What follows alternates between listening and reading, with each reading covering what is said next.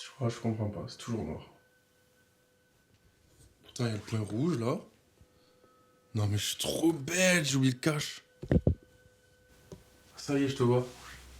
T'as filmé là ? Ouais, ça y est. Avec François, on a toujours vécu dans des grandes villes. D'abord à Toulouse, là d'où on vient, puis à Londres. On était des vrais citadins. On vivait à 1000 à l'heure, on adorait sortir. Notre job en marketing nous promettait de belles carrières. Et puis, mars 2020 est arrivé. C'est du jamais vu, des millions d'habitants placés en quarantaine. L'ordre a été donné ce matin. Plus de trains, plus d'avions. Il est midi, nous sommes coupés du monde. D'ailleurs en ville, plus de métro, de restaurants. Les centres commerciaux ont tiré le rideau. Il est 14h.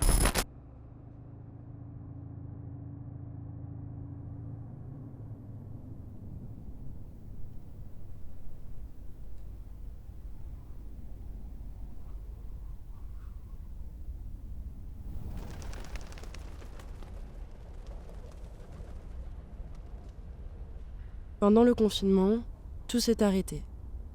Le bruit de la circulation s'est éteint. La ville a changé de visage.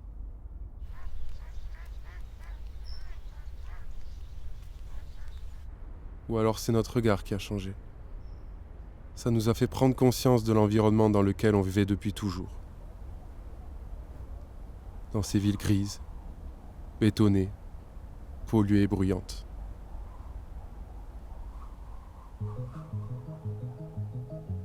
Je me suis demandé à quoi allait ressembler la ville quand j'aurai 50 ans, et j'ai fait quelques recherches. En 2050, on sera 10 milliards, et 7 personnes sur 10 vivront en ville. Il y aura plus de gens à chauffer, à transporter et à nourrir. Et donc plus de bruit, plus de déchets, plus de pollution, et les températures continueront d'augmenter.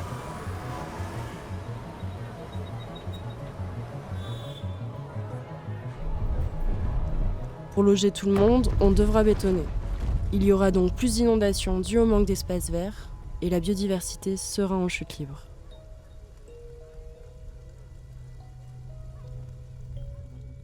Quand Manon m'a parlé de ses recherches, ça m'a inquiété. Pour la première fois, on s'est demandé si on avait vraiment envie de continuer à vivre ici. Mais pour aller où ? Si tous les citadins font comme nous, ça résout pas le problème.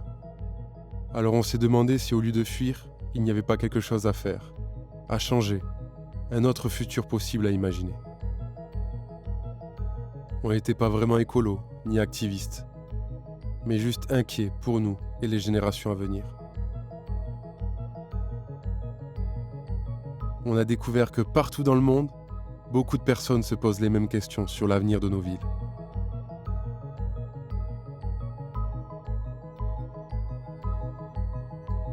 On se sentait inutile derrière nos bureaux, et on avait envie de mettre notre énergie dans un projet qui ait du sens. On a voulu rencontrer ces hommes et ces femmes qui proposent des solutions, s'en inspirer, apprendre à leur côté et partager nos découvertes. On a quitté nos boulots, on a acheté une caméra et on est parti à leur rencontre pour mettre bout à bout toutes ces solutions et imaginer ce que pourrait être la belle ville de demain.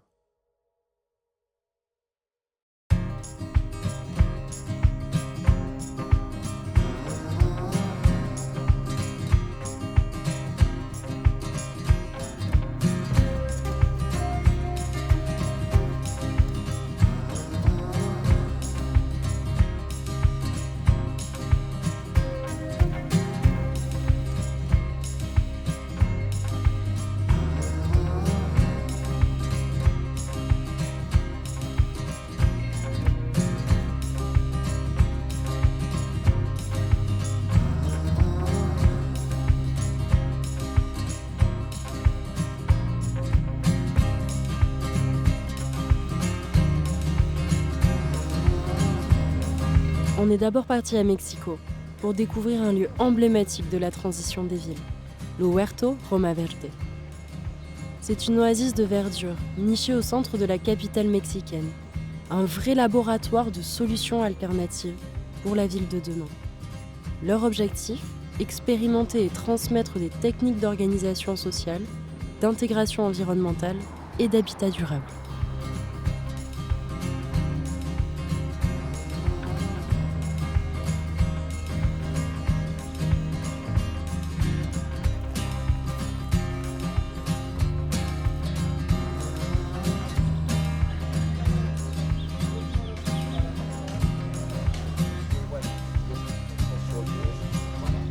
Si las ciudades no empiezan a cultivar sus propios alimentos, si no empiezan a crear estas redes de intercambio solidario, si no son capaces de enseñar la autogestión en cada individuo, pues no vamos a poder vivir en ciudades armónicas, en ciudades posibles. Que entendamos que no somos estos seres superiores en donde la naturaleza y sus recursos están a nuestro servicio. No podemos trabajar en contra de la naturaleza pensando que la naturaleza nos va a retribuir cosas buenas. El canto que tenemos que hacer ahora es un canto hacia la esperanza de un futuro posible. Y eso tiene que pasar hacia la reconexión que tengamos con la Madre Tierra, con la Pachamama.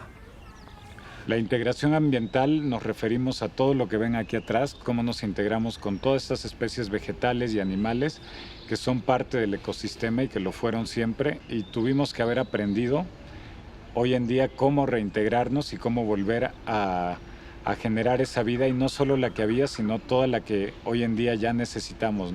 Podemos integrar nuevas especies que nos permitan generar alimento, nos permitan generar materiales constructivos y generar nuestra medicina. Hoy estamos a un punto del colapso, pero también estamos ante el advenimiento de un mañana, solo si nos los proponemos y nos conectamos con la Tierra.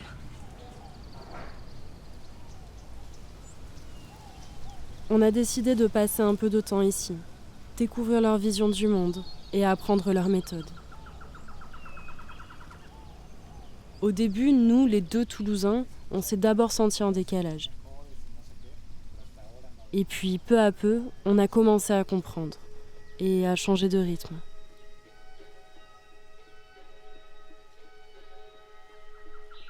Regarder,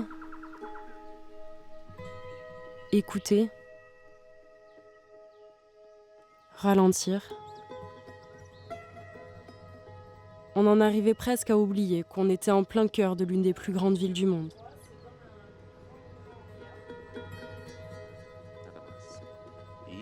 Deja que corre, no usa.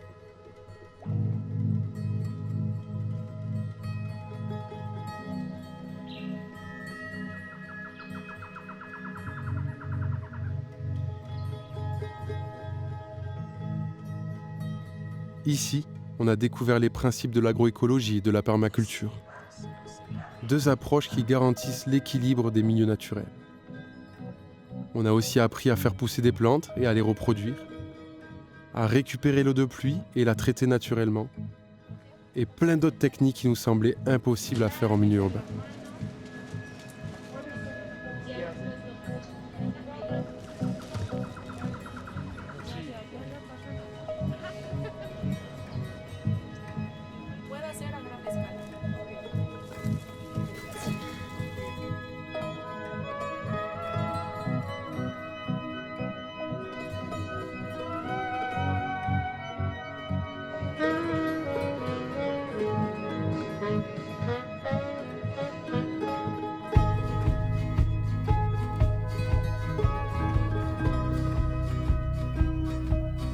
En quittant le Huerto Roma Verde, on a compris une chose essentielle. Pour envisager un futur possible dans nos villes, il faut que nous, citadins, arrivions à nous reconnecter à la nature. Et pour se reconnecter à la nature, il faut d'abord lui faire de la place.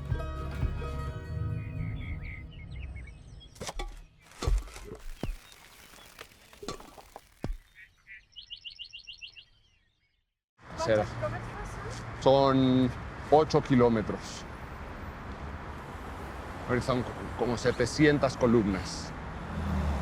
On est allé rencontrer Fernando, un architecte qui végétalise les espaces urbains pour faire face à la pollution de l'air.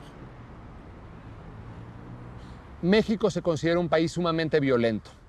Hay mucha violencia, hay muchos miles de muertes anuales a causa de la violencia a lo largo del país. Más gente muere por enfermedades respiratorias vinculadas con la calidad del aire en México que por la violencia. La diferencia es que la violencia es muy mediática y nos enteramos mucho y salen las noticias. En cambio, la muerte por calidad del aire es muy lenta y es muy poco atractiva para los noticieros hablar de eso. Y entonces todos hablamos del narco y de la violencia, pero el enemigo es igual de grande, el smog de la Ciudad de México, en donde 6 de cada 10 habitantes tienen una enfermedad crónica respiratoria. Es más grave ese enemigo que el narco.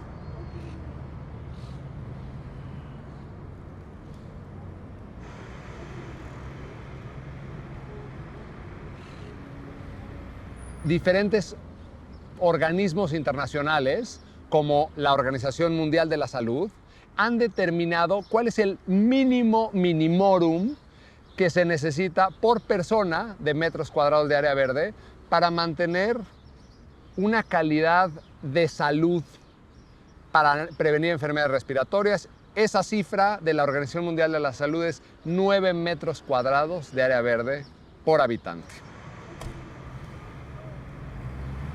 Tenemos un déficit solo en la Ciudad de México de 40 millones de metros cuadrados. Ok. Empecemos. Mañana empecemos esta búsqueda al paraíso de 40 millones de metros cuadrados. Y cuando tomas una foto aérea te das cuenta que no existen 40 millones de metros cuadrados disponibles porque todo está construido. Primer problema, primer golpe de realidad, no hay 40 millones de metros cuadrados listos para poner parques. ¿Qué hacemos? No nos podemos dar por vencido. Vamos al paraíso. Y ahí es donde surge un proyecto que es Verde Vertical, que lo que propone es utilizar la ciudad misma, el concreto, los muros, como soporte, no en un plano horizontal para hacer parques, sino utilizando los muros de la ciudad para recuperar estos 40 millones de metros cuadrados. Grâce à ces jardins verticaux sur l'autoroute la plus fréquentée de la capitale mexicaine, Fernando et toute son équipe ont déjà créé plus de 200 000 m² d'espace vert.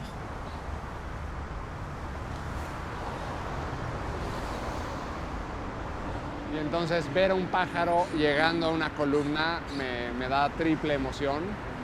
Hay mucha historia con los pájaros. Y según yo les iba a comunicar que salieran, pero no están saliendo.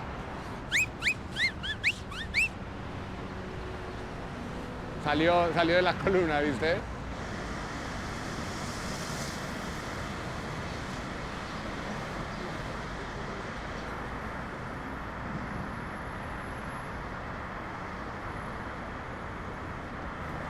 Es una planta endémica del Valle de México.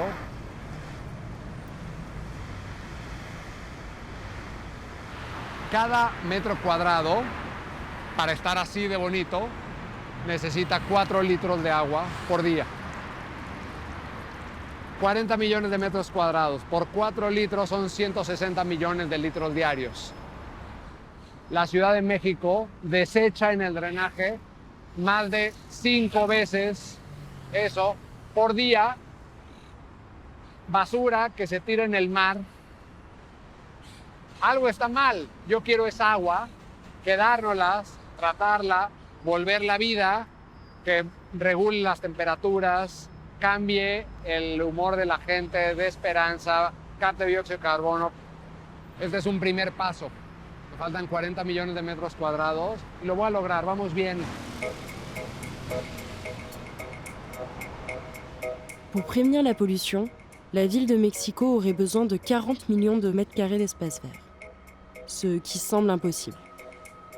Mais quand on commence, comme Fernando, à penser à la verticale, on se rend compte que les murs des immeubles, les colonnes de béton, sont aussi des espaces végétalisables.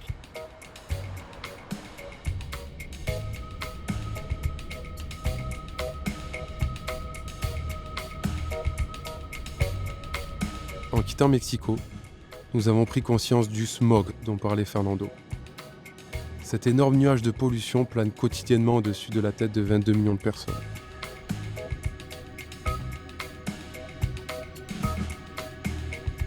Ce qui était invisible depuis le sol est devenu évident en prenant de la hauteur. On a alors compris qu'à travers nos choix de consommation, de logement et de mobilité, en étant dans cet avion par exemple, on faisait tous partie d'un système à faire évoluer.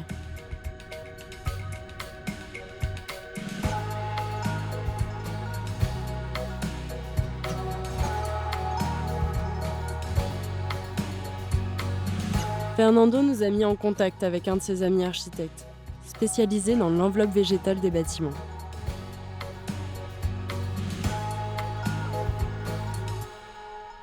Today's cities have a serious problem because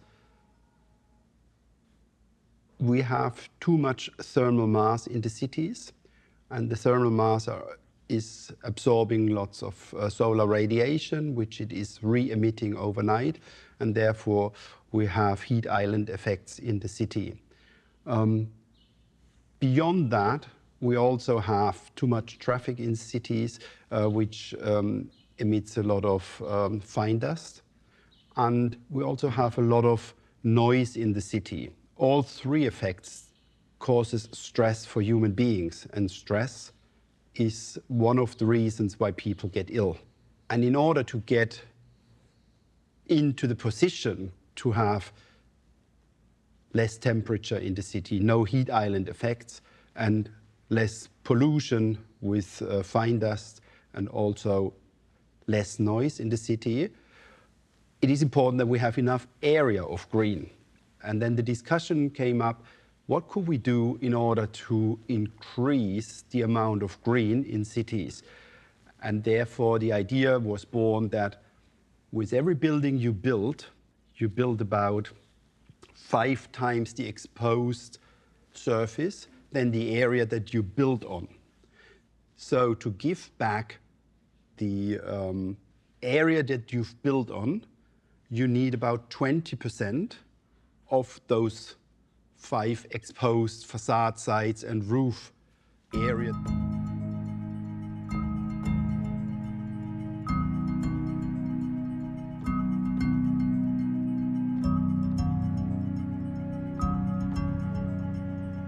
Singapore is that since a long time they have introduced a law that when you want to build, that you have to give 100% of the plot area that you build on back as green area on the envelope of the building.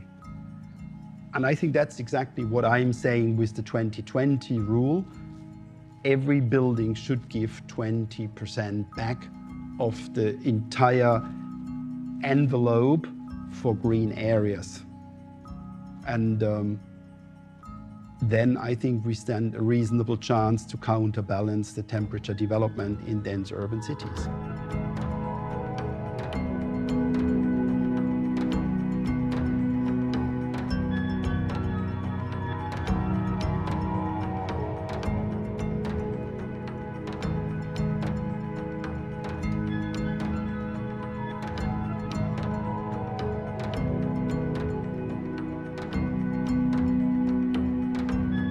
We will not be able to achieve CO2 neutrality by 2050 with only making new buildings perfect. We will have to tackle the existing environment. All the existing buildings make up 90–95% of all the CO2 emission. And we have 5% maybe of contribution by new buildings. So if we get the new buildings perfect, we will still not have a solution. The solution is in tackling existing building fabric and improving that.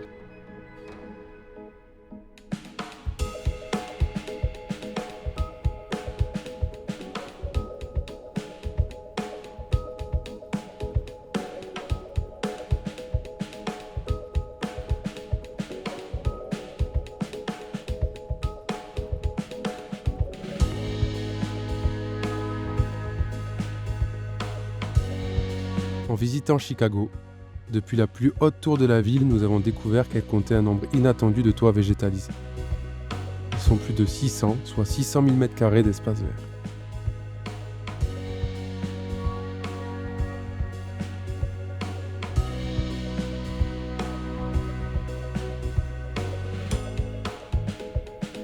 Nous avons rendu visite à l'une des personnes qui rend ce phénomène possible, en créant des espaces naturels sur les toits des entreprises. A year later, in September of 2020, it looked like that.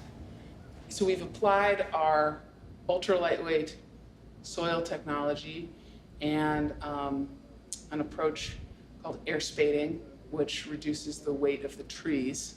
And that combination has allowed us to put essentially a forest on the roof. And this system, like these trees and the soil underneath, weigh 60 pounds per square foot. Any other approach to doing that would weigh 240 pounds per cubic foot. So this is 25% of the weight of any other technology or approach to putting greenery on a building. 98-year-old buildings could not physically put this much weight on them without being destroyed. And then if you destroy buildings, how are we going to keep communities and neighborhoods? But you guys want to go out and see the roof? Yeah. Okay, cool. It's great. Looks like one of those little hats that. Yes. Making green roof is good, but why should companies install one on their roof? Oh, yeah, that's a good question. I think the reasons are changing.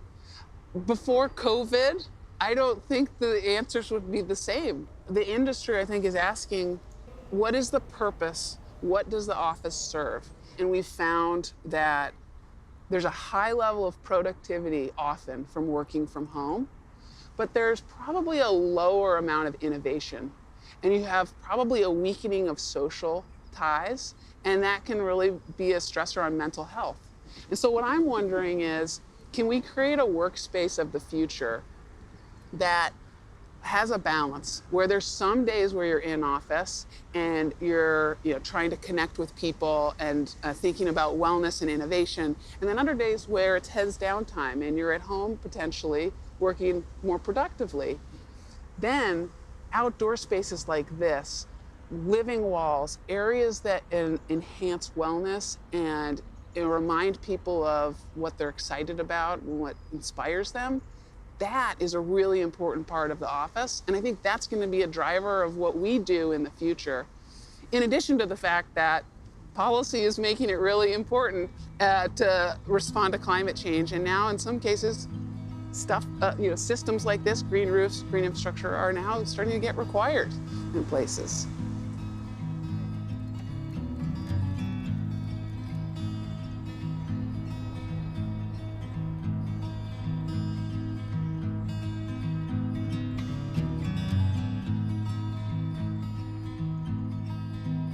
Ces toits verts permettent de lutter contre les îlots de chaleur en ville, contre les inondations en drainant les eaux de pluie, et même d'économiser de l'énergie. If you have air conditioning in a building, then the air plant is normally on top of the roof. The roof exposed to the sun heats up enormously. And especially when you need air conditioning most in high summer, then the rooftop normally gets very hot. This temperature is re-emitted into the air above the roof. So above the roof, the air is much hotter than normal air temperature, in the range of 10, 15, sometimes 20 degrees higher than normal air temperature. But especially in that area above the roof is where you absorb the air for the air conditioning. So the first 20 degrees that you cool, you only cool because you're sitting on top of a black roof. Just imagine that would be a green roof, then the air temperature above the roof would remain air temperature. So the first 15 or 20 degrees of cooling would go. We don't need them. And then we only need to cool the 5-6 degrees that we need for cooling the building. that is a factor of 4 or 5 of cooling energy that we can just save by making a green roof.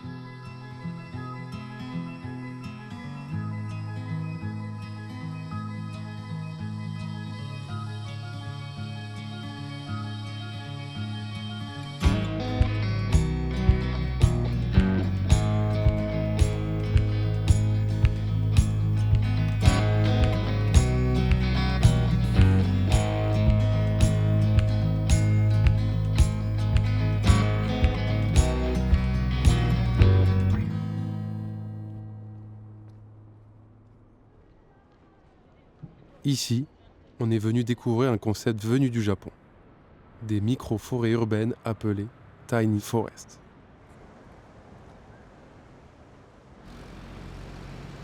Ces forêts de la taille d'un terrain de tennis poussent 10 fois plus vite qu'une forêt conventionnelle, stockent 40 fois plus de carbone et génèrent 100 fois plus de biodiversité, offrant aux espèces vivantes un réel habitat.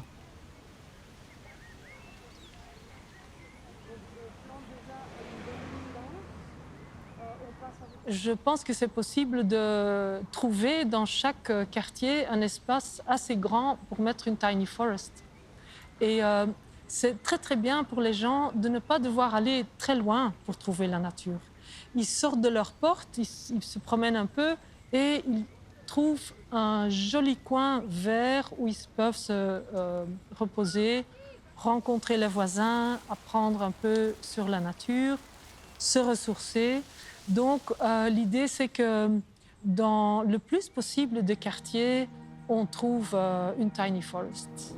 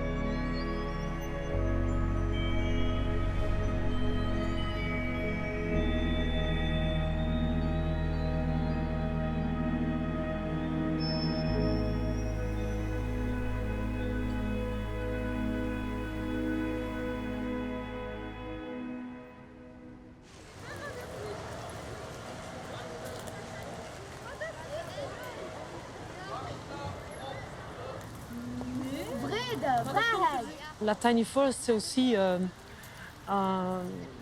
une très chouette atout pour apprendre aux enfants, et surtout les enfants de la ville, ce que c'est la nature.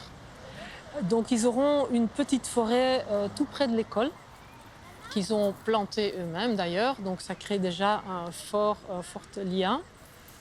Et les enfants, ils vont venir régulièrement dans la tiny forest pour l'observer, pour voir l'évolution des arbres, pour observer les animaux, et donc apprendre sur la nature, sur la biodiversité et sur la nature indigène. Dans chaque tiny forest, il y a une classe extérieure, et on a constaté que ça fait beaucoup de bien aux élèves d'avoir des cours à l'extérieur. C'est autre chose que d'être en classe. Ici, quand ils apprennent quelque chose, ils peuvent le toucher, ils peuvent l'expérimenter eux-mêmes, faire des épreuves, voir le résultat de ce qu'ils ont fait. Donc, c'est un apprentissage réel.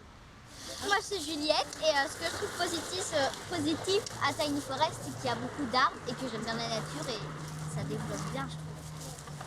Pour moi, c'est ça, j'aime bien venir ici pour découvrir des choses, les plantes. Par exemple, ici, il y a des insectes que je n'ai jamais vus et voilà, c'est super chouette.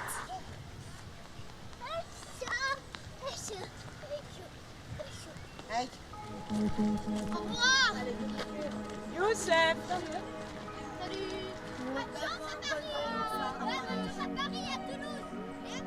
Je me suis alors souvenu de la ville que m'avait décrite Manon suite à ses recherches, et de cette vision sombre de l'avenir. Grâce à ces premières solutions, la ville que nous imaginions n'était plus faite uniquement de gris, de béton et de pollution. Elle s'embellissait. Une nature plus présente, avec des jardins verticaux qui habillent les murs des immeubles. De petites et grandes forêts urbaines à proximité de tous, servant de refuge pour la biodiversité et d'espace de détente aux habitants.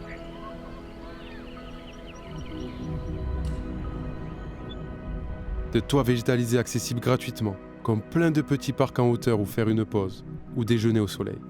Ça nous semblait être un bon début. Mettre de la nature en ville, c'est une première étape pour moi, qui est indispensable. Et l'idée pour que cette nature en ville soit durable, pour que la ville soit durable, il faut qu'on se rapproche de ce qui a déjà fait ses preuves. Et ce qui a fait ses preuves, c'est le fonctionnement des écosystèmes. C'est-à-dire que les espèces sauvages ne rentreront dans la ville. Alors sauvages, je ne parle pas du sanglier, c'est les petites plantes, c'est certains insectes, les papillons, les petits oiseaux. On sait qu'ils suivent des corridors plantés, des continuités plantées. On sait, on l'a démontré, ça. Donc du coup, pour ramener presque dans le centre-ville la plupart de ces espèces-là, il va falloir aussi organiser un peu ce qu'on appelle aujourd'hui des trames vertes et bleues, c'est-à-dire des continuités et des habitats. C'est l'ensemble des deux. On ne peut pas se contenter d'avoir des parcs et des jardins. Il faut aussi qu'il y ait plein d'espèces qui y arrivent. Donc, il fallait aussi relier tous ces projets de végétalisation entre eux pour recréer un véritable écosystème durable en ville.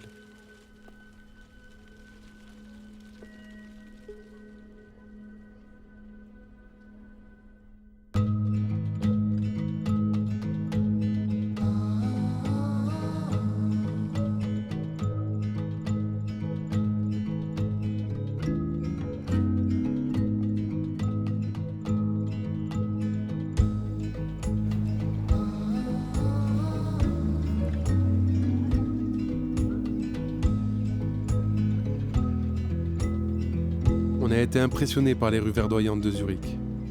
Le végétal est partout. Au pied des arbres, le long des trottoirs et dans le moindre petit recoin. Et ce qui est incroyable, c'est que si cette ville est aussi verte, c'est en grande partie grâce à cet homme. Maurice Maggi.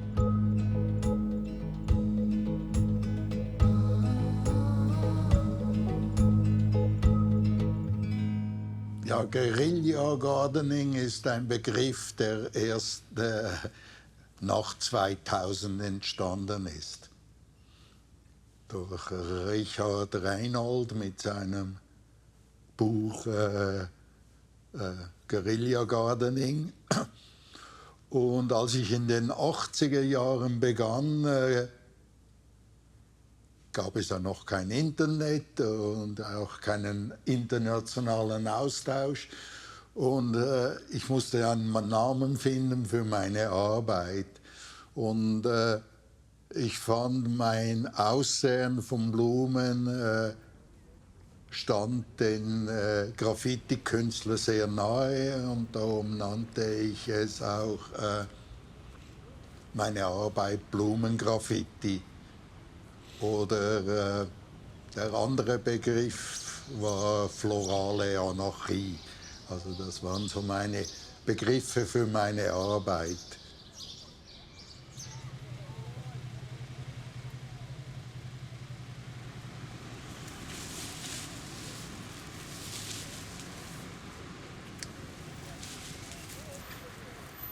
Ja, viele dieser Pflanzenarten sind auch essbar oder heilend. Und kommt dann nur noch darauf an, wie es der Betrachter auch nutzt. Aber sehr viele davon könnte man auch in unsere Ernährung einbauen. Wir können nicht davon leben, aber es ist könnte ein Teil unserer Ernährung sein.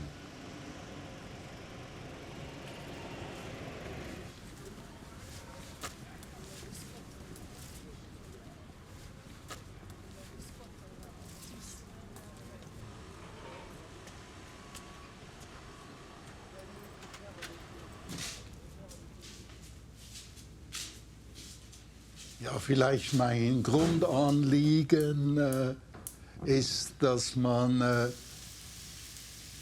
die Pflanzen in der Stadt nicht nur als Dekoration sieht, sondern plötzlich könnte es auch Nahrung sein. Und ich lernte als Kind, mit Essen spielt man nicht. Also dann hat man einen höheren Respekt davon, wenn es auch Nahrung ist.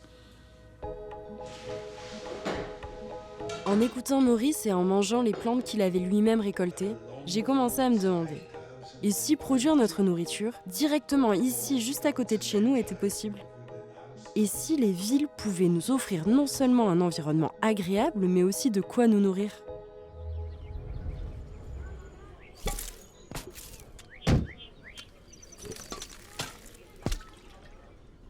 Historiquement, la nature était quand même présente en ville dans les années 2000. Et au fait, on a observé un courant de retour à la production végétale maraîchère, notamment beaucoup de légumes. Et c'est ce qui fait finalement que c'est aujourd'hui très contemporain de parler d'agriculture urbaine. Mais c'est sur un socle de nature en ville, avec des villes qui ont commencé à muter dans les années 90, début 2000, vers une écologisation de la ville, en fait, avec une volonté d'avoir de la biodiversité en ville. Mais aujourd'hui, on veut plus de ça, on veut de l'agro-biodiversité, c'est-à-dire de la biodiversité avec de quoi se nourrir, de quoi produire autre chose que de la nature pure et d'autres services.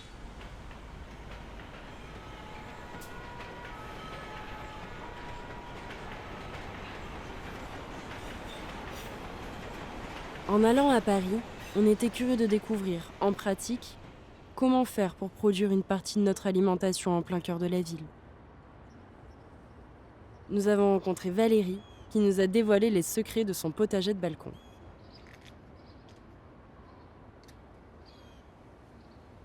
Moi, je travaille à La Défense.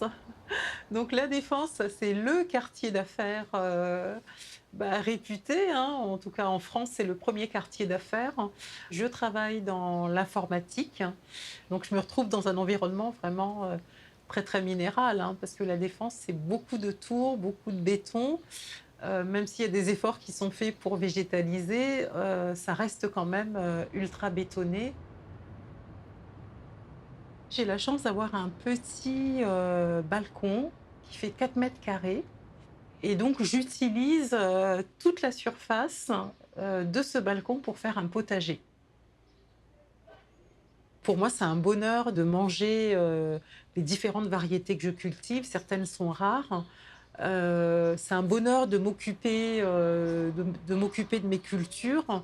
En fait, ça me reconnecte avec le rythme de la nature qui est complètement différent du rythme urbain. C'est autrement sans doute en campagne, mais en ville, je trouve qu'on passe notre temps à courir. Courir après le bus, courir après le métro, courir pour être à l'heure au travail. Tout s'accélère en fait, tout va très vite et trop vite, je trouve, par rapport au rythme humain. Et du coup, faire un potager, ça permet de ralentir, ça oblige même à ralentir. Je suis beaucoup dans l'observation dans mon potager. Eh bien, je vois bien que les plantes, elles ont un temps de croissance, un délai de croissance, il y a un cycle. On plante aujourd'hui, ça ne veut pas dire qu'on va récolter aujourd'hui. Voilà, il faut être patient.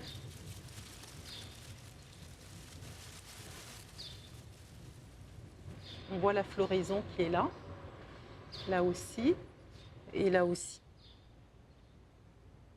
Avec le jardinage, je me sens beaucoup plus proche des saisons et du rythme des saisons. Celle-là, je la fais quasiment tous les ans là, depuis quelques années. C'est fou, et quand tu la cuis, ça garde la fleur ? Oui. Pour moi, c'est tout à fait possible, sur un espace aussi restreint, de s'orienter, ou en tout cas de faire un potager en s'inspirant de la philosophie, de l'éthique et des principes de la permaculture. En fait, on fait tout à petite échelle et on voit ce qu'on peut faire sur une aussi petite surface. Certains vont peut-être se dire, 4 mètres carrés, honnêtement, je peux rien faire avec 4 mètres carrés, c'est pas la peine, quoi. C'est pas la peine que je me lance. Je vais attendre d'avoir un jardin, d'avoir une surface plus importante pour faire un potager. Et finalement, en expérimentant, en se lançant, on voit très bien que même sur 4 mètres carrés, eh ben, il y a des choses à faire. Là, j'ai fait cette variété, c'est la variété Aguadulce. Mais l'année prochaine, j'aimerais faire une variété...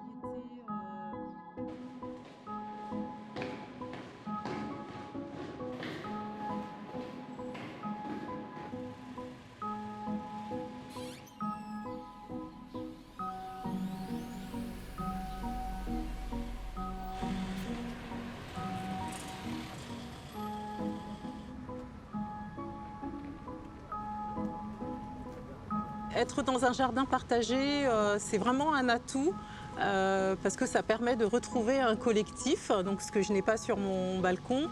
Et donc voilà, de faire les choses à plusieurs, c'est vraiment très très agréable de se soutenir, de s'accompagner, de s'émerveiller devant ce qu'on cultive, aussi bien les plantes potagères que les aromatiques.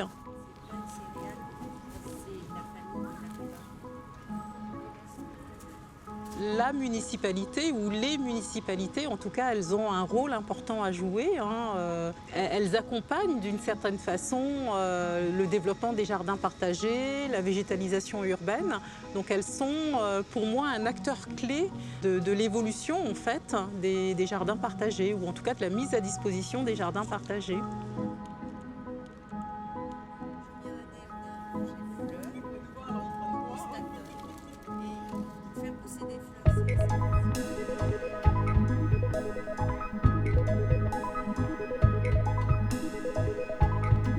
Depuis plus de 100 ans, la capitale allemande utilise ces espaces verts pour faire pousser de la nourriture dans des jardins ouvriers ou familiaux. C'est en temps de guerre que le concept est apparu pour fournir au foyer un complément de nourriture. Aujourd'hui, c'est aussi une manière pour les citadins de se réapproprier leur ville.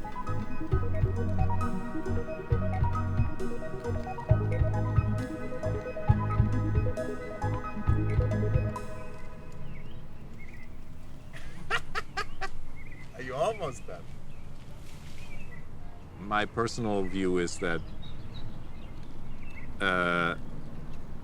we have so alienated ourselves from nature in a way in urban spaces as urban residents that it is hard to fathom how we can actually befriend nature. So on some level, places like these open the door to that process.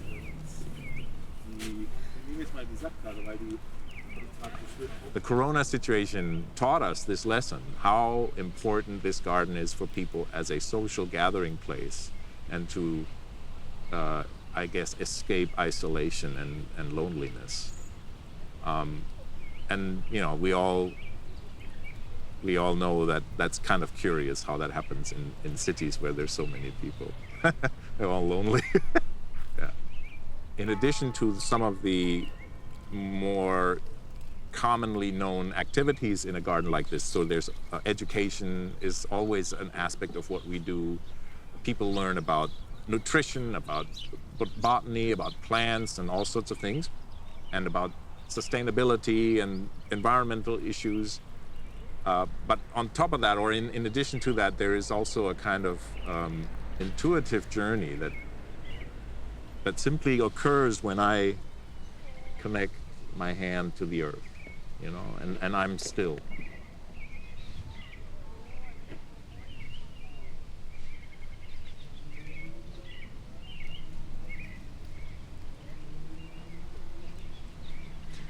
In fact, stillness is absolutely vital, I think, for these places to reach their potential. So in a way, those are three meanings that a place like this carries. There's the community, the living together in groups. There is the connection to nature through the food production, and then there's this deeper element of an inner journey to finding yourself as being one of the natural environment. And if we can create little hubs, little mindfulness hubs or whatever in cities, you know, where we come to rest, whatever they may look like. This is one of them in a way, of course. Then maybe we'll have more beautiful cities. That's what your film is about. Mindfulness hubs, gardens and mindfulness hubs.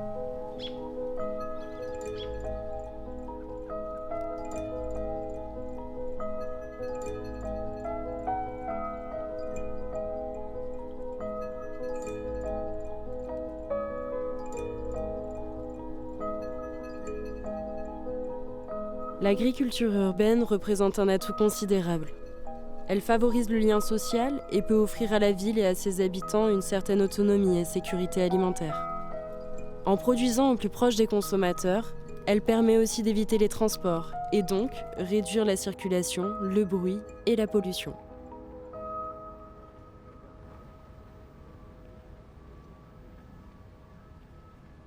Finalement, tout à chacun peut être lui-même un agriculteur urbain, sur son balcon, sa terrasse.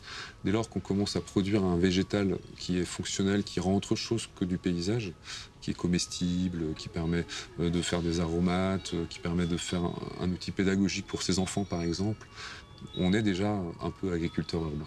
Et après, c'est vrai que je trouve intéressant la démarche de quitter le chez-soi pour rejoindre des activités collectives dans les jardins familiaux, jardins partagés qui se développent de plus en plus en France et ailleurs. On est aussi agriculteur urbain non professionnel, hein, un peu plus historique même, parce que c'est un peu ça qui fait la définition historique de l'agriculture urbaine, c'est ces jardins collectifs. Et aujourd'hui, c'est clair que des gens font le métier de l'agriculture urbaine, pratiquent au quotidien cette forme-là de nature en ville productive sur des espaces circoncis avec plein de techniques différentes.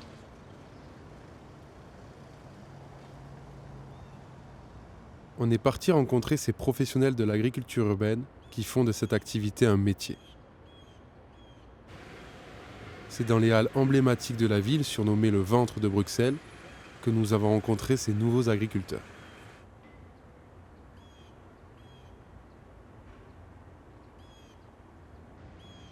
Premier arrêt dans une champignonnière de 3000 m² qui se cache dans les sous-sols de la ville.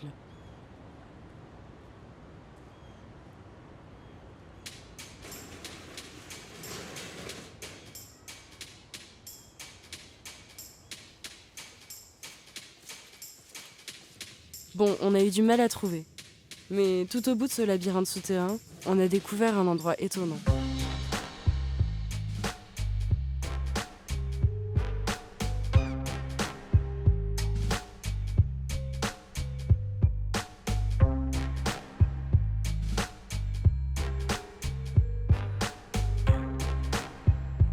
Ici, tous les mois, plus de 6 tonnes de champignons frais sont produits pour alimenter les restos de la ville. L'idée géniale a été de récupérer certains déchets, comme le pain rassis des boulangers et la drèche de bière, pour les utiliser comme base de culture des champignons.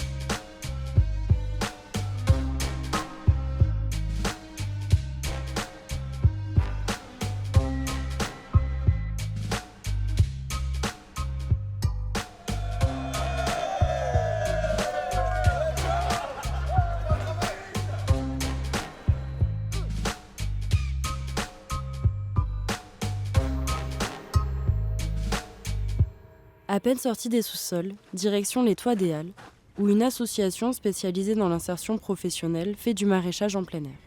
Leur objectif, enseigner aux chercheurs d'emploi les métiers de demain. J'ai de la famille avec des fermes, j'ai toujours été dans les fermes en fait. J'ai beaucoup travaillé dans une ferme en France aussi, de la famille. en Normandie. Mais en fait, j'aimais bien aussi habiter en ville. J'ai commencé à habiter en ville à Anvers et puis à Bruxelles. Et j'aime bien en fait, la dynamique et la vie et les gens. J'aime bien les gens. Et maintenant, en fait, il y a la possibilité de faire les deux ensemble. Donc c'est assez bien, quoi. C'est un peu le monde idéal. Je crois qu'il y a beaucoup de gens qui veulent bosser dehors, être dans les plantes et vivre en ville. Et faire donc du maraîchage en ville, ça permet de le faire. Ouais, tu peux habiter dans un petit appartement et quand même être tout le temps dehors, quoi, dans des énormes jardins. Oui. C'est notre slogan. C'est notre slogan. Du film, c'est une vie de citadin dans un grand jardin. Ah voilà! À côté de l'association de Marton, se trouve une ferme haute technologie en aquaponie. Ici, tout est produit sous serre, hors sol, en été comme en hiver, et en quantité industrielle. Un système qui permet de cultiver jusqu'à 10 tonnes de fruits et légumes par an. Jusqu'à 200 000 pots d'aromates.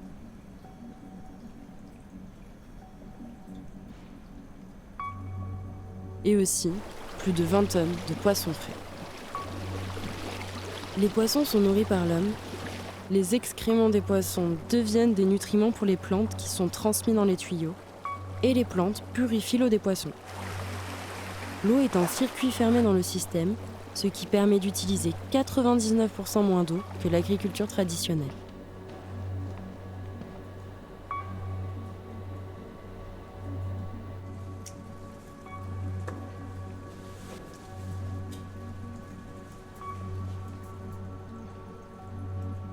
Valoriser des ressources inexploitées comme les déchets, utiliser les sous-sols et les toits de la ville pour produire de la nourriture, cultiver sainement et localement en même temps. Je commençais à m'imaginer une ville en cercle vertueux, autonome et capable de s'auto-nourrir.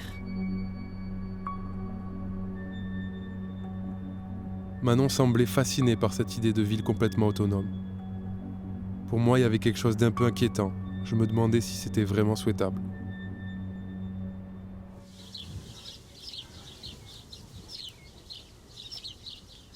It's very important to understand urban agriculture or urban gardening, not especially in the global north, not as a way of producing food. It's more very important spaces to create this kind of knowledge or awareness on an intellectual level, but also on a practical level, physically, to get engaged with the soil and the plants and the sun and the rain and the bees and all these kind of things, because I think knowledge is also a lot also about the embodiment of certain experiences, not just, it's not just about a label that says it's organic, blah, blah, but having an understanding, what does it take to grow tomatoes? What does it mean to have droughts 3 years in a row for a garden? What does it mean to work with soil that is contaminated? Because that's the reality. And if you experience this on a very small scale, you maybe be also,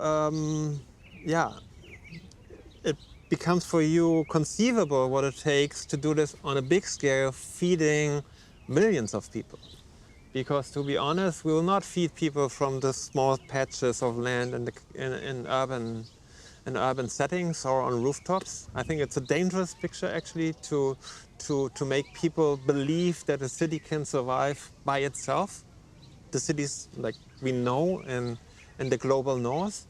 I think it's dangerous because it's also helping to not look at the countryside.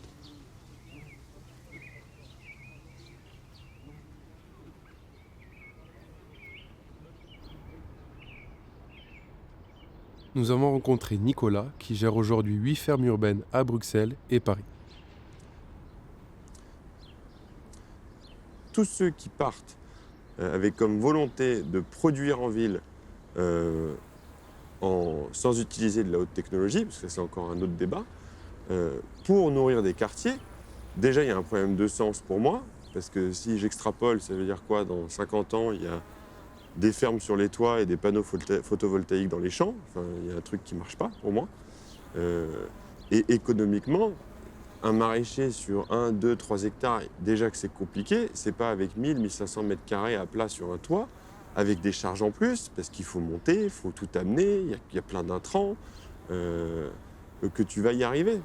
Donc le modèle économique, et ça on en revient du coup à quel est le rôle de l'agriculture urbaine, si l'agriculture urbaine est nourricière, alors son modèle économique pour moi, il est double, soit en basse technologie, il n'existe pas, parce que je ne vois pas comment on peut y arriver, et en haute technologie, c'est-à-dire ces gens qui font des grandes serres hydroponiques, aquaponiques, de l'aéroponie en sous-sol, dans des espèces de casiers serveurs avec des LED. Oui, eux, ils ont des très gros rendements, ça nécessite des énormes investissements.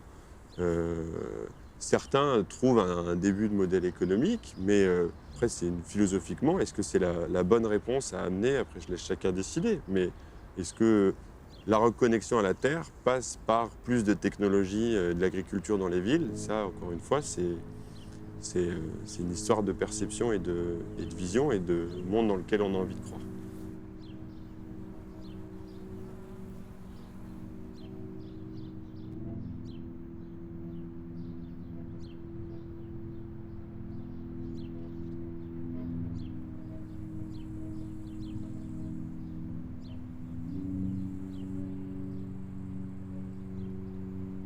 Il y a plein de choses, hein. On se sert. Voilà, les persils et tout ont bien poussé. Ciboulette, on l'avait mis un peu tard, effectivement, mais là, ça y est, elles sont prêtes. Et il n'y a pas eu d'ail des ours? C'était super. C'est bon, l'ail des ours, hein. Ah, du coup... On a eu un peu il y a 2 ans, ici. Mais voilà. Mais franchement, je suis hyper contente. Ouais. Donc voilà, félicitations. Ah, c'est gentil.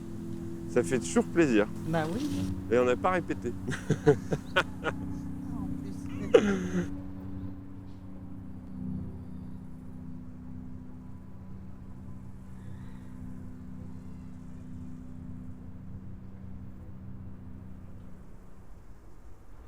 Quand ils s'abonnent chez nous, ils ont déjà accès à la ferme.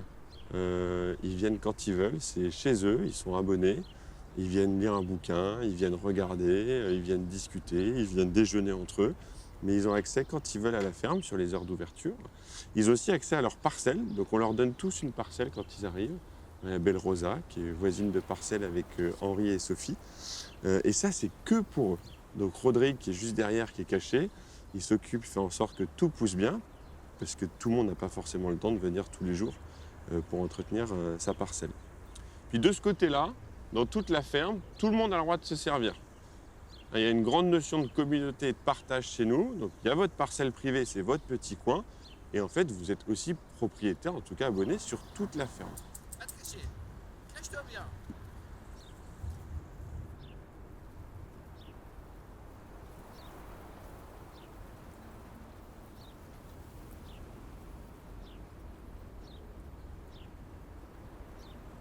Récupérer des fruits et légumes, c'est presque que la moitié de notre concept. Notre raison d'être, hein, ce pourquoi on est là, c'est vraiment la reconnexion des urbains à la nature, au monde agricole. On essaie de reconnecter ce triptyque homme-ville-nature et de travailler à cette reconnexion. Et nos fermes urbaines, justement, elles viennent mettre au plus proche des urbains qui en ont besoin, des lieux d'apprentissage, de pratique, des lieux de plaisir, de détente, des lieux qui sont beaux ici, j'espère que vous trouvez ça beau, pour venir se reposer et s'aérer l'esprit, et les inviter justement par cette pratique, cette pédagogie à se réintéresser à un monde agricole.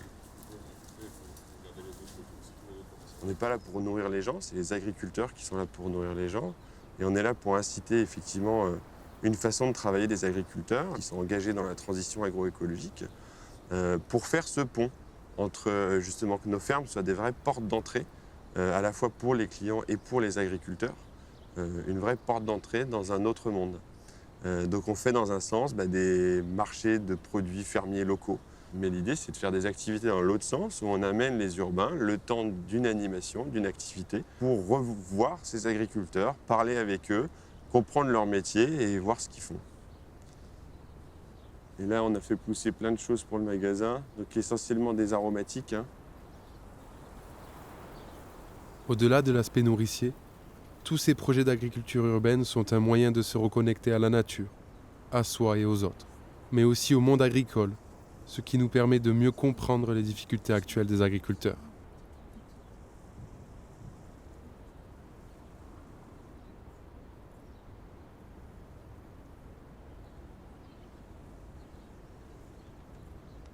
Il faut que tu aies les prix super bas, faut que tu sois hyper réactif, hyper flexible. C'est un métier qui est en début de chaîne et à qui on doit être en fin de chaîne.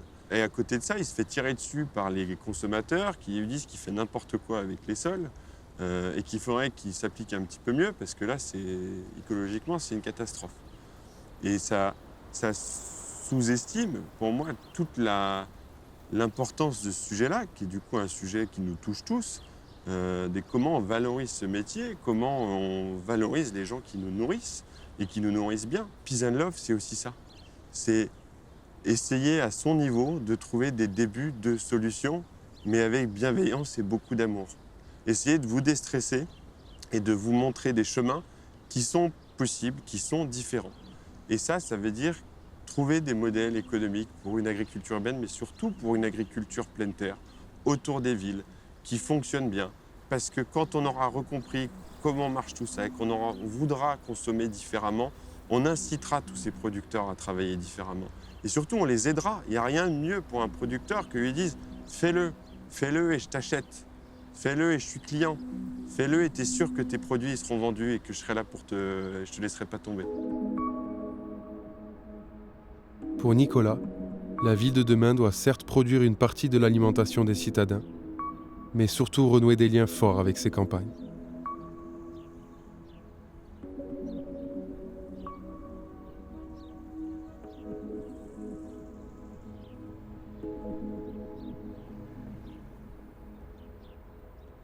Buying land collectively with also support of people living in urban centers and maybe are more wealthy, extremely interesting. Models of community-supported agriculture, as it's called in North America, or AMAP in France, solidarity agriculture in Germany, where it's about not just buying, a kilogram of vegetables, but it's about groups of consumers collectively covering the cost of a farm for a year and then share the harvest, which means on the one hand also sharing the risk.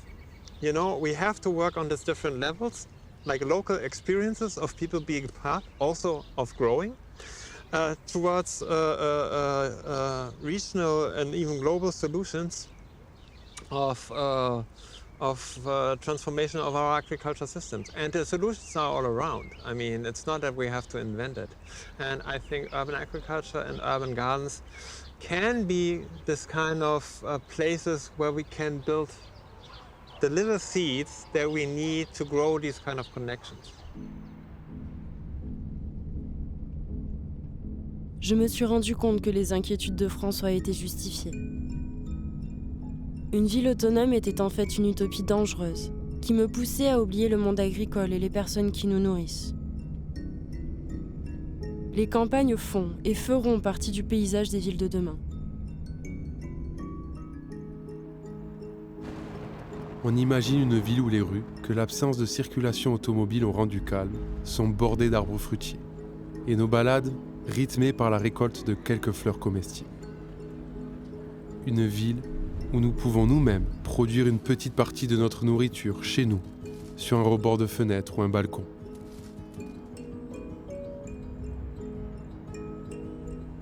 Une ville où les liens sociaux se renforcent grâce à des jardins partagés, nichés au cœur de tous les quartiers, offrant aux citadins des lieux d'apaisement et de repos.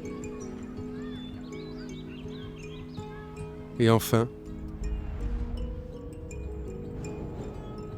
une ville reconnectée à ses campagnes alentours, avec des fermes urbaines qui poussent sur tous les toits et où les agriculteurs viennent une fois par semaine livrer leurs fruits et légumes.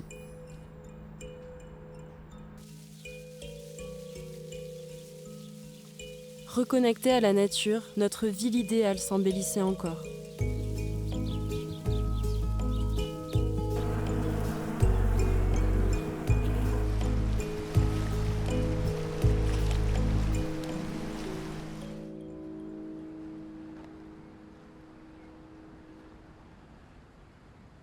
Ken a décidé dans les années 50 de cultiver au plus proche des consommateurs. Pour lui, notre modèle agricole doit changer et il faut accompagner les agriculteurs des campagnes dans cette transition. Our experiment of machine use, chemical use, and extraction of all of the resources from the planet has disastrously failed, such that we're endangered as a species, including all the species we've named. They haven't moved on yet. We'll have to let them observe with us there's a better way working in harmony with our environment.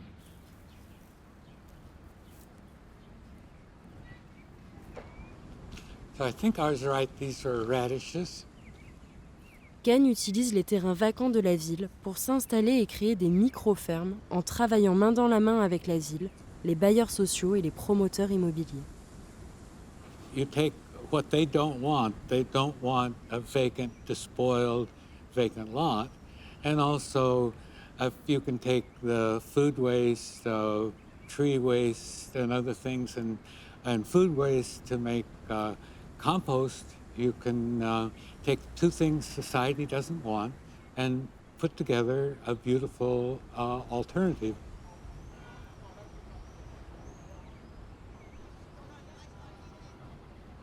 Chicago was formerly an industrial city, and we've tested in the 50 years we've been looking at vacant lots and find that they all have more lead, arsenic, cadmium, petroleum, and other things you don't want your roots to be taking up to be in your tomato. They've all got too many pollutants that you wouldn't want to grow your food there. So we sealed the vacant lot with the clay and put in 2 foot deep of compost so we can plant in that compost. And here's some compost we made.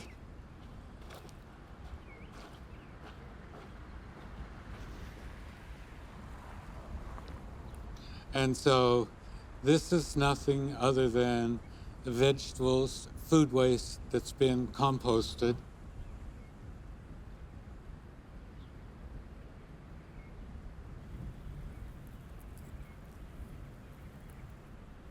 It's an alternative way of being human in the world, and it actually goes back to what was known through most generations up until the industrial agriculture that doesn't promote the health of the people that consume it.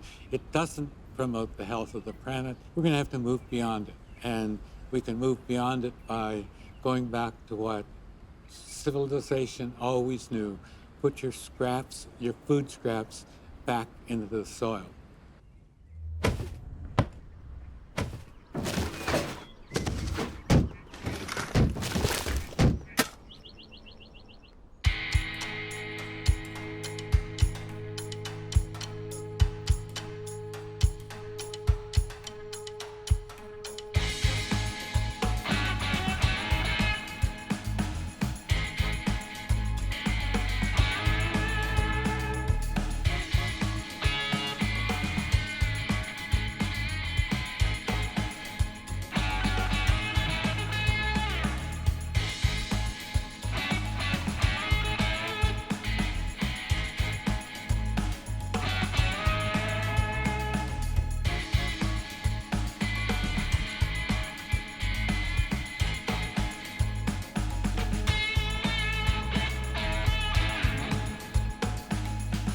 We pick up from all the places that produce food. We take it to our compost facility, and after 6 weeks, it's finished compost.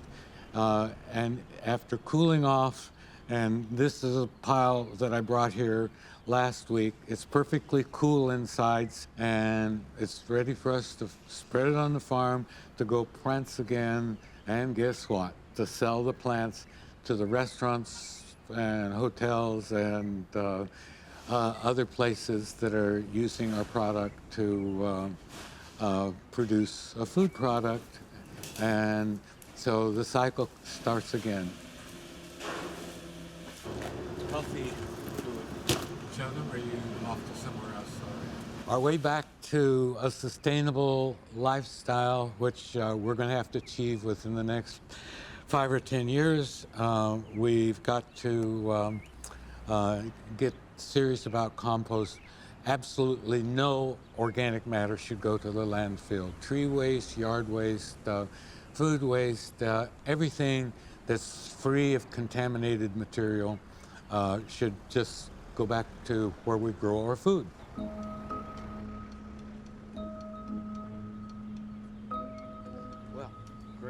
Le compostage nous apparaissait comme une solution majeure pour que les villes et les campagnes relèvent ensemble les défis de demain.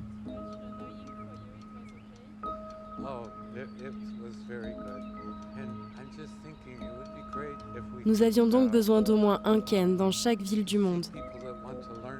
On a eu beau chercher, on n'en a pas trouvé des comme lui. Alors on s'est demandé si son modèle pouvait exister ailleurs et fonctionner à l'échelle de toute une ville.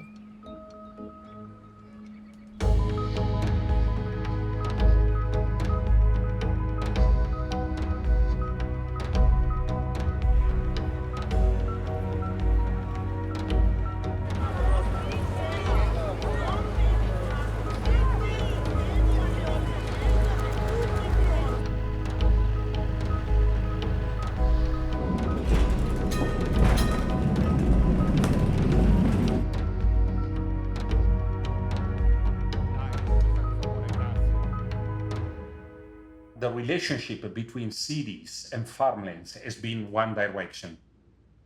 Only farmlands providing food supplies to the city. But the city are generating huge amounts of organic discards, which in turn may go back to the farmlands to produce organic fertility. So this is what we call about when we say city to soil. The city giving back the wealth of organic fertility to the soils. And it also includes the concepts of what we call carbon farming. So providing incentives, promoting the use of organic fertilizers in order to store carbon in soils. It will be less carbon in the atmosphere to cause global warming and more carbon in the soils to produce fertility for soils. So as you can see, we always say bio-waste is really at the crossroads of many strategies for environmental sustainability. En plus de capturer le carbone dans le sol, le compost est comme une éponge qui retient l'eau de pluie, évite les inondations et les coulées de boue et permet d'utiliser moins d'eau pour une agriculture plus saine. Milan, for the moment, is the largest city in Europe, which is covering already 100% of the population, including commuters, visitors, hotels, restaurants, canteens, and families, with separate collection of organics. Basically, the system is very, very simple. We are provided by our municipalities with a kitchen caddy, like this one. We put inside, in order not to get it dirty and to keep the system tidy, clean, comfortable, we are provided with a kit of compostable bags, or we separate our food scraps. You can see kitchen paper, the coffee grounds, there's the mocha there, and once the coffee grounds are spent, we put it in there, the eggshells, deeper inside there may be some fish, some meat, something like that. By doing this, we are currently separating some 100 kilograms per inhabitant and year food scraps, which is roughly some 20-25% of total municipal solid waste. And so it's a fundamental contribution in order to meet the highest recycling rates.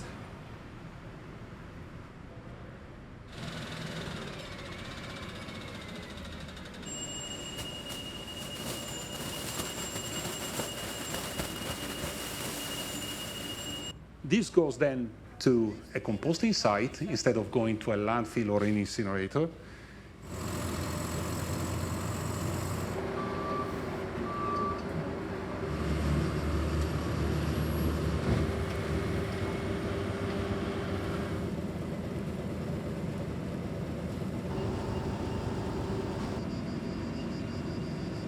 What's up, guys?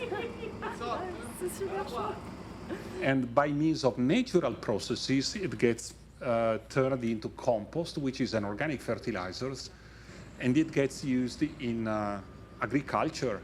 So it's a fully closed loop in the management of the organic matter.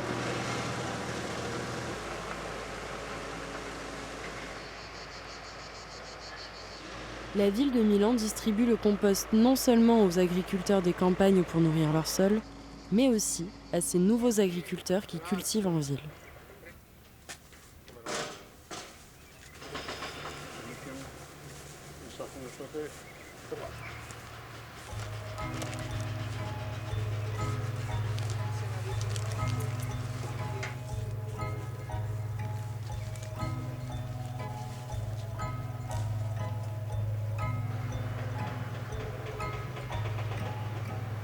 C'est le moins que la ville puisse faire pour l'amont agricole. À minima, c'est de rendre, comme à l'époque les maraîchers venaient livrer Paris en carriole avec leurs légumes et repartaient avec les déjections des chevaux, par exemple, et les biodéchets. Et ils le considéraient comme une matière très précieuse, puisque ça allait amender leur sol. Et ben aujourd'hui, il faut qu'on revienne à ça. Et quelque part, il faut qu'on imagine aussi des circuits peut-être de logistique où du compost pourrait être produit en ville. Et le maraîcher qui vient livrer dans un point de vente qui pourrait être une ferme urbaine, par exemple, eh bien, il arrive avec un véhicule mobilité douce avec des légumes dedans et il repart avec du compost, pourquoi pas, qui serait produit en ville. And should Milan be an example for all cities in the world? I would say, yeah, there should be separate collection of the organics, anyway, but probably also a better focus on-site management of the organics, because when we discuss circular economy, yes, we have to keep materials in the loop, but we also always say, the smaller the circle is, the better it is, because we also have to fulfill the proximity principle. And so if people can take their own organics and get the compost back for their own activities, it would even be much better than collecting organics, truck it to a very big composting site, and then sell the compost to the farmers. That's already good, but you can even do better than that. Okay.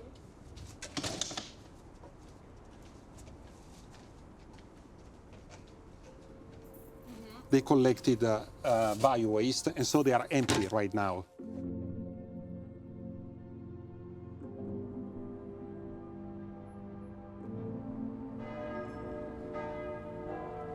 Dans le 11e arrondissement de Paris, les habitants compostent dans leur quartier et pour leur quartier. Nous avons rencontré Corinne pour comprendre sa méthode sans odeur ni insectes. Salut, bonjour, salut, bienvenue chez moi.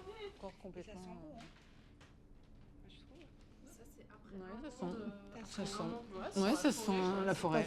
Ouais. C'est dingue, hein. Ce qu'on fait, c'est qu'on mélange ces déchets, qui sont essentiellement composés d'azote, avec des matières carbonées. Donc, dans ce cadre-là, comme la technique vient du Japon, les matières carbonées, c'est de la fibre de coco et de la cendre de bois. Donc, la cendre de bois, ça se récupère si on a une cheminée ou alors si on peut aller dans les pizzerias qui font les pizzerias au feu de bois ou les rôtisseries. Et donc, en fait, on mélange 2/5 de cendre et 3/5 de fibres végétales qu'on met dans un carton.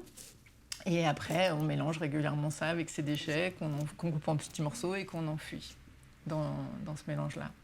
Finalement, qu'est-ce que tu en fais une fois que le compost est prêt ou si tu empiles au fur et à mesure dans le carton? Ouais. Est-ce que c'est de l'utilisation pour chez toi, pour d'autres lieux par exemple? Effectivement, tu peux l'utiliser chez toi, si tu as des plantes chez toi, si tu as un balcon. Et après, moi, c'est vrai que je connais des personnes qui ont des jardins partagés, qui sont OK pour reprendre le compost une fois qu'il est produit.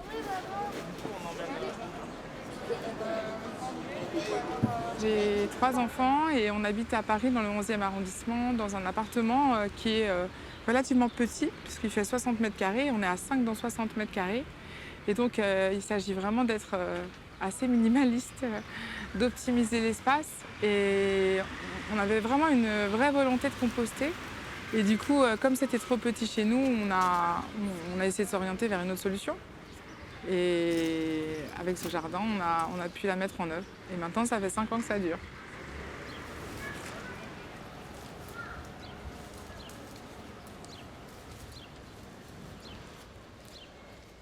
Ces points d'apport collectifs permettent aux citadins de trier leurs biodéchets et de les valoriser, tout en faisant connaissance avec d'autres habitants du quartier.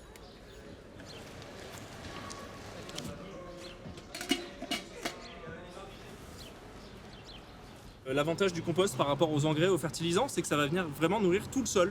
Donc le sol, la faune et la flore. Et on aura un sol très riche, plutôt que d'aller nourrir directement les plantes, qui elles vont puiser toute l'énergie du sol et l'appauvrir. Donc c'est pour ça que pour nous c'est hyper intéressant de mêler activités de jardinage partagé et de végétalisation de la ville avec activités de compostage de proximité pour avoir un amendement organique qui va venir enrichir des sols qui ont été débitumés, donc qui sont très appauvris par des années en fait, d'artificialisation et venir recréer en fait, de la richesse dans ces sols-là.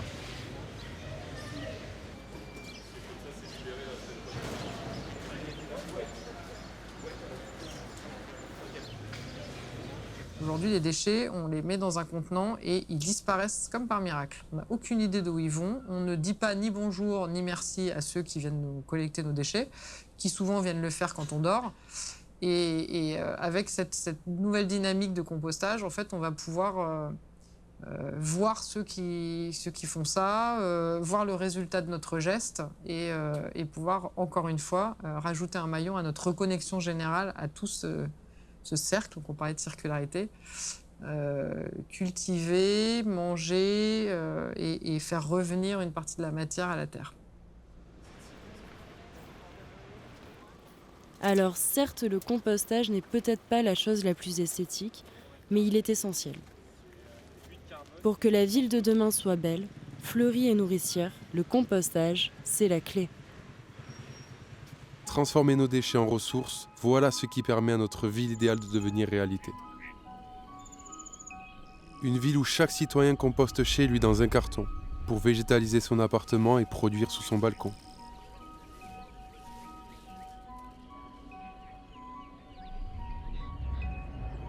Où les habitants du même quartier se retrouvent en bas de chez eux pour composter et alimenter leur jardin partagé.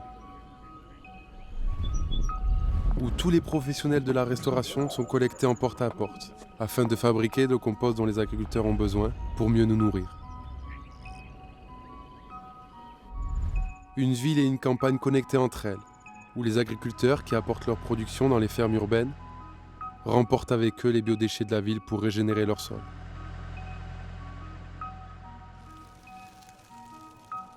Et enfin, une ville qui soigne ses sols pour créer plus de fermes urbaines en pleine terre et embellir tous ces quartiers.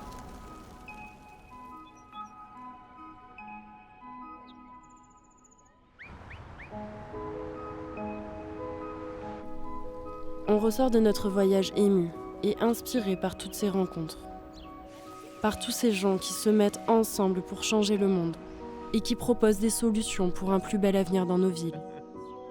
Des villes où la nature a une place, où elle nous fait respirer, nous protège, nous nourrit et nous relie les uns aux autres. Après un an de voyage, on est rentré chez nous. On a commencé à regarder notre ville autrement. En se baladant dans notre quartier, dans ces rues qu'on connaît si bien, on a commencé à imaginer tout ce qu'on pourrait faire pour les rendre plus agréables, plus durables et plus adaptés aux enjeux de demain.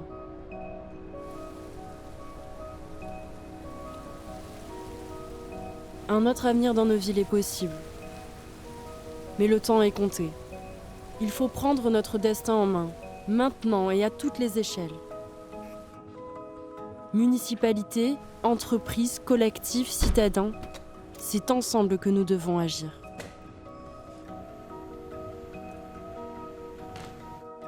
Nous, on a commencé dans notre appartement. Au lieu de jeter nos déchets, on en a fait du compost.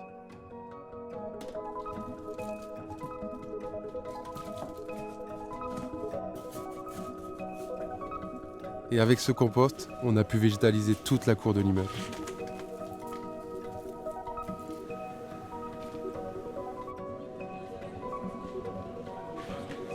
Pour soutenir les producteurs locaux, on s'est aussi inscrit dans une ABAP, grâce à laquelle on récupère des légumes de saison une fois par semaine.